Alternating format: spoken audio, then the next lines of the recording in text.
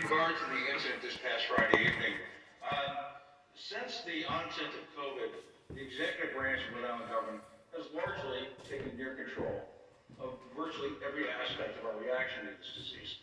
And on almost a daily basis, there's been a steady drumbeat of distancing, play by the rules, don't go out if it's not necessary, and an ever-changing, if you will, banquet of rules and obligations to follow up with. On the onset of the pause, it was made very, very clear that the situation, and most would agree, was tenuous at best and approaching disaster. So there are a few things at question here. The spirit of the 33% rule was clearly observed at Barnaby's. The spirit, though, of unnecessary contact outside of your immediate home was violated. But as importantly, and it sent a clear message to restaurants everywhere, and I'm going to quote your rules: restaurants may not operate any recreation or entertainment activities and must prevent customer access to such areas on site. That rule was thoroughly violated by the very organization that was promulgating it and creating an element of fear around the Rhode Island retail business community that I haven't seen in my lifetime. What would you say to Rhode Islanders about that? Yeah. So, as is often the case, we see things differently. What I would say is I'm following the same rules as everyone else. So my rules, as I have said, stay with your household, that's what I was doing, wear your mask, that's what we did, and follow all the rules.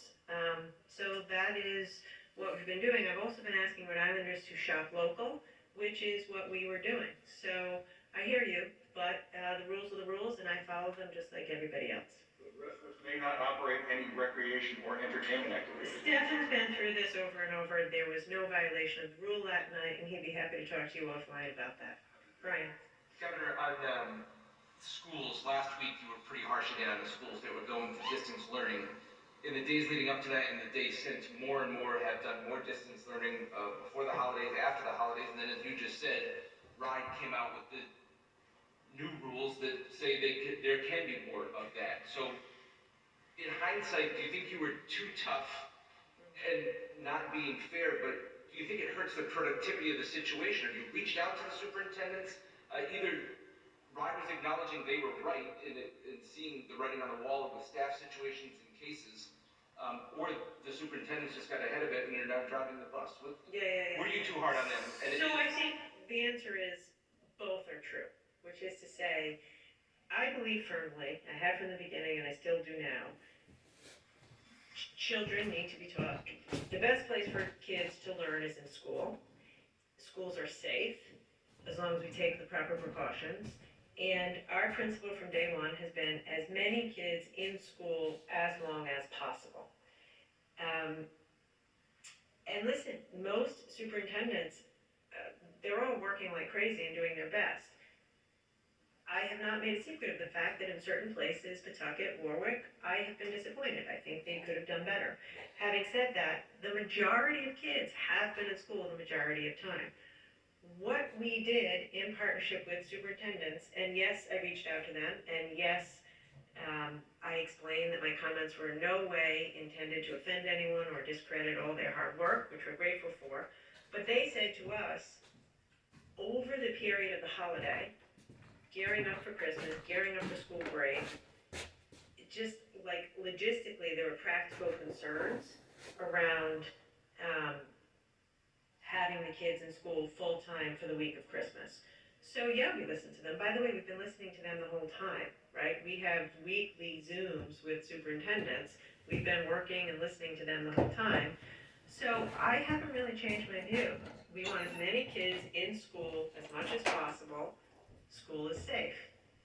But we also thought over the holiday, when there was a break coming up anyway, it made sense to go virtual for a few days and then let them ramp back in January. There's this now antagonistic relationship with the comments that you make here and what the reality is. Do you think that's hurting our relationship? I don't think that's true. If that was perceived, there was absolutely no intention of that. And I don't think that is the case. I think the reality is we have worked together very well. They've asked for ramped up testing, we're gonna be delivering on that. Our K-12 testing system is really best of class in America. We're pushing out 6,000 HEPA filters because we've heard from them that's what they want. So it's, yes, there's been some tense moments, but by and large, we've worked hand in glove, and the majority of kids have been in school as much as possible. What I would say is this: I kind of feel hopeful that now we've moved to a place where the discussion is, we're no longer asking, should kids be in school? We're kind of have edged to a place of saying, yes, they ought to be in school. How do we keep them in school? You've credited the pause with helping stabilize our situation right now. What would you say to somebody who's concerned that we're now opening up too quickly and that we're going to be right back in the same situation, especially when it's still really fragile? We still had over 5% positivity a lot of days, still had more than 50 new hospitalizations a day, which have been the benchmark for reopening. Yeah.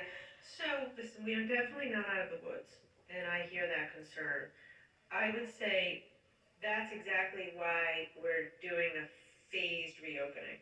So on Monday, we're not, we're not going back to 100% capacity in restaurants. We're moving up to 50%.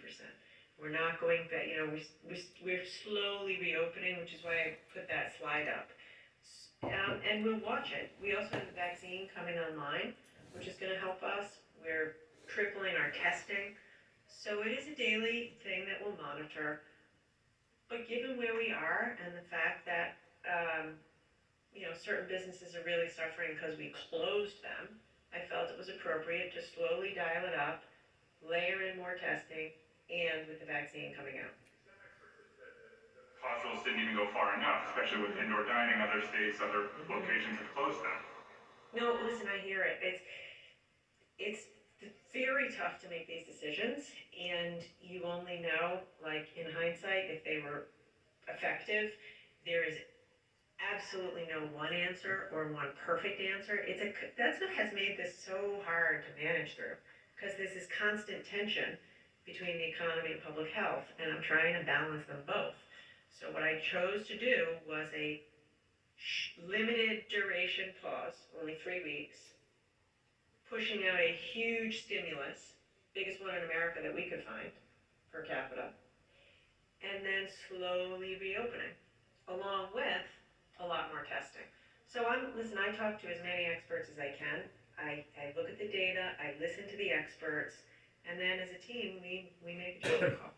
Bouncing off that, you've said that people need to work a lot of the Thanksgiving guidance. Why do you feel they will follow it before Christmas and these holidays are out? I'm hopeful that people will.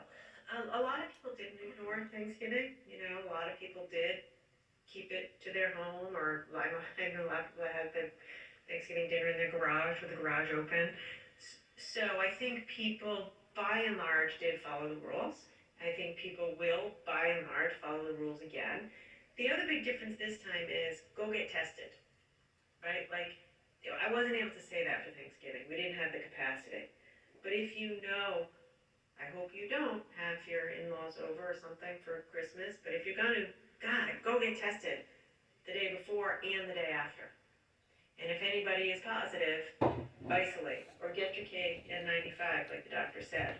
So that is one difference now. The testing, everybody go out and get tested next week and the week after. I've actually heard from some restaurant owners that are concerned about the end of the pause, because right now they have workers who are laid off that are getting the $200